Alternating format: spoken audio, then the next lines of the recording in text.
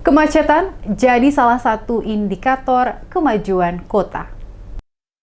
Wali Kota Ambon Richard Lohenapesi menilai terjadinya kemacetan pada beberapa ruas jalan. Saat ini dalam wilayah Kota Ambon merupakan salah satu indikasi bahwa adanya perkembangan pertumbuhan ekonomi dan perkembangan satu wilayah kota yang semakin meluas. Hal tersebut disampaikannya saat memberikan keterangan pers kepada seluruh wartawan tentang pemberlakuan parkir di jam-jam pada ruas jalan strategis dan kenaikan tarif parkir di Balai Kota Ambon Senin 17 Mei. Ia menjelaskan dengan adanya kemacetan pada beberapa ruas jalan di Kota Ambon, hal tersebut mengindikasikan bahwa pertumbuhan ekonomi dan kota ini semakin berkembang. Dirinya mencontohkan salah satu kota itu kalau maju dan mulai berkembang tentunya dilihat dari seberapa segi dan aspek yang terjadi pada wilayah tersebut, termasuk salah satunya kemacetan.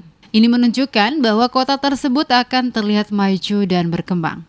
Untuk itu Kota Ambon yang saat ini terlihat sering terjadi kemacetan pada ruas-ruas jalan utama, walaupun dinilai sangat meresahkan warga yang melintas, baik yang menggunakan kendaraan roda 2 maupun kendaraan roda 4, merasa tidak menyenangkan. Namun hal itu tidak dapat dihindari bahwa Kota Ambon memang sedang berkembang dari berbagai segi, termasuk perkembangan pertumbuhan ekonomi Kota Ambon lewat pertambahan jumlah kendaraan baik roda 2 maupun roda 4. Ya terus terang saja memang selaku wali kota, saya juga bersyukur tuh kalau macet ya.